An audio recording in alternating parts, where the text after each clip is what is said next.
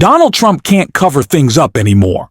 Whether it's questions about his health or his long-documented ties to Jeffrey Epstein, Trump's last move always seems to be avoidance.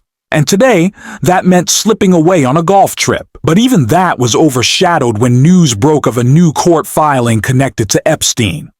Former Trump ally Pam Bondi, already known for missteps, managed to make matters worse by fumbling the response as details from a Justice Department filing leaked into the public. The leak has exposed just how desperate this White House is to keep things contained.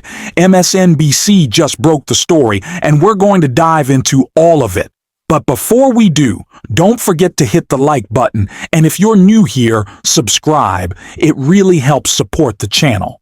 Now, before we dig into this new list that's shaking up the Epstein scandal, let's set the stage with the deeper context of Trump's history with Epstein, which Rachel Maddow recently broke down. What happened to the lawyer who got Epstein his bizarrely lenient plea deal when he was first arrested on sex trafficking charges in Florida? What happened to the lawyer who got him that bizarrely lenient plea deal? Well, Trump hired him to be his own lawyer. What happened to the U.S. attorney who gave Jeffrey Epstein that bizarrely lenient plea deal? Trump put him in his cabinet in his first term. Well, who then prosecuted Epstein a second time when he was brought up on federal charges? That was the SDNY line prosecutor who Trump inexplicably fired last week. Who was in charge of the Department of Justice and the Bureau of Prisons when Epstein then killed himself in federal custody?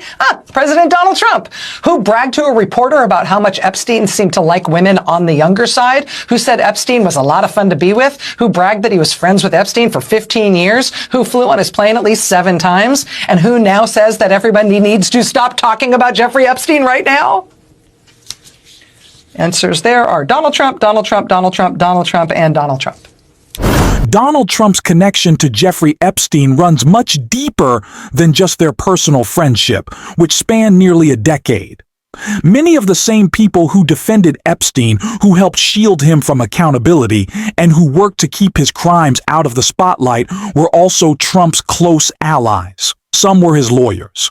Some even went on to serve in his own administration. The web of connections among these powerful elites is clear, and it shows how determined they've been to protect themselves. Today, Trump is once again working to bury any new revelations about Epstein, even as fresh information emerges. Congresswoman Jasmine Crockett described this dynamic perfectly, which is why this new list is so damaging for Trump and his circle. You know what is so interesting? As I sat there and I listened, I was like, this is like a ridiculous RICO case. I mean, the levels of complexity and the levels of organizations that participated. We're talking about allegations that there were attorneys that were doing sham marriages, bringing ladies from Russia and Ukraine over. We're talking about specifically them potentially having links to foreign governments. We're talking about little girls. We're talking about this happening to little girls, but also to young college girls. We're talking about all of the people that participated. It wasn't just Maxwell. It wasn't just Epstein, but we're talking about the fact that there were drivers that were driving these girls and knew what they were doing. There were butlers, there were cooks, there were lawyers, there were accountants, all of these people that were engaged, and we don't know their names. And so there's a lot of people that are still out there that need to be held accountable. This story goes far beyond just Jeffrey Epstein or even Epstein and Ghislaine Maxwell.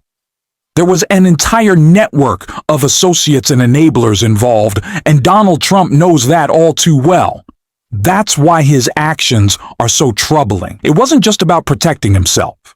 When he pushed Pam Bondi to shut down investigations into Epstein, it also meant shielding others who were implicated. Many of those individuals had their identities kept out of public view. Until now, that secrecy is unraveling. as NBC has begun reporting more details about Epstein's associates. And in a major misstep, Pam Bondi herself accidentally leaked new information, which we can see right here. So first to NBC's Yamiche Alcindor at the White House with an NBC News exclusive. There's some new information within just this last hour, Yamiche, on the Epstein investigation. So what have we learned so far, and what's going to come next? Well, good afternoon, Alex. Just in the last hour, our colleague Tom Winter broke the news that the DOJ on Friday asked a federal judge overseeing the case of deceased sex trafficker Jeffrey Epstein to deny a request from NBC News to unseal the names of two associates who received large payments from Epstein in 2018. Court documents show the Justice Department cited privacy concerns expressed by the two individuals as the reason for not making their names public. Now, the first associate received a payment of $100,000 from Epstein. The second associate received a payment of $250,000. Now, both of those payments happened in 2018, just days after the Miami Herald began publishing a series of stories where victims criticized a plea deal Epstein received in Florida in 2008. Now, as part of that plea agreement, Epstein secured a statement from federal prosecutors in Florida. The two people would not be prosecuted. Now, the payments became public after Epstein was indicted and arrested in New York in 2019. And just last month, NBC News sent a letter asking a federal judge to unseal the redacted names because Epstein's dead, the criminal proceedings have ended, and the DOJ said in a memo in July that there would be no additional charges filed against uncharged third parties. The judge has now given NBC News until September 12th to respond to the DOJ's request that the names remain secret. It's not known when the judge will make a final decision about NBC News' request. Now, of course, all of this comes as there's a bipartisan effort to release more files related to Jeffrey Epstein. Take a listen to lawmakers. Less than 1% of these files have been released. We are demanding today on the discharge petition that all of the files be released. If you've looked at the pages they've released so far, they're heavily redacted. Some pages are entirely redacted. And 97% of this is already in the public domain. So I'm calling on my colleagues, be one of the next two who sponsors this discharge petition. So, of course, Alex, it's striking to see Republicans and Democrats joining forces to push for more files. But President Trump insists that everything that could have been released has now been released, Alex. Gotta tell you, it's a hell of a story from Tom Winter. He may have opened a can of worms here, and you have very carefully and thoroughly reported this, Yamiche, in a very short period of time. Thank you. What's clear from the Justice Department's filing is that their request to keep the names of two Epstein associates who received massive payments under wraps is essentially an admission.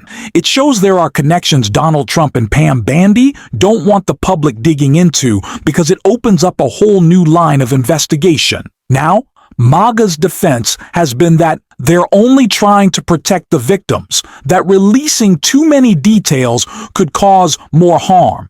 And of course, protecting victims is essential. That's exactly what Congressman Ro Khanna and Congressman Thomas Massey's bipartisan resolution does: safeguard victims' privacy. But that's not what's happening here.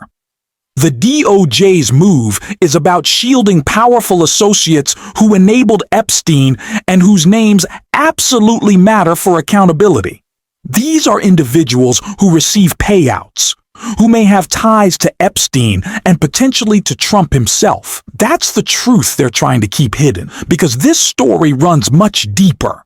Congressman Jamie Raskin broke it all down right here. I spoke with your colleague, Congresswoman Stansbury, last night, and she said, we've all learned so much over the last couple of months. It's really expanded, at least my perception of the scope here. She said that she thinks that there could be thousands of victims. I mean, it feels like it could be a much larger cover-up than we even thought it was a few months ago. You were very deeply dug into this. What do you think? Yeah, and Melanie's absolutely right about that. And that's why it's so excellent that the victims have come to the fore and are acting in such a brave way to both articulate their own experiences, but to talk about this systemic problem.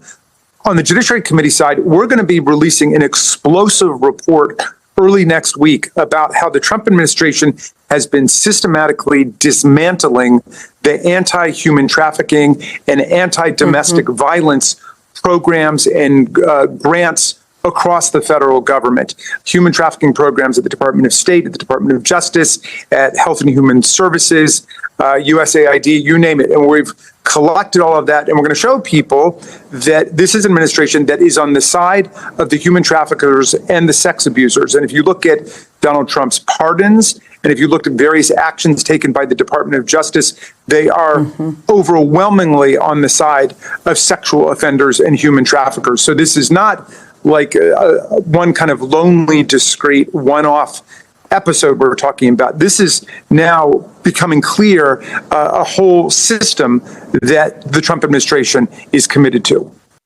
Donald Trump keeps trying to dismiss this as a hoax, but it's not working.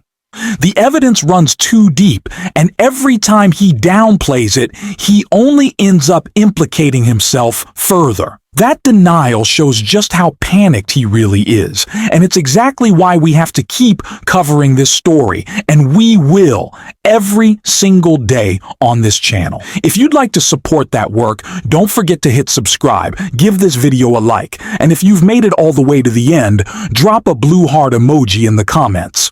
Thanks for watching, and I will see you soon.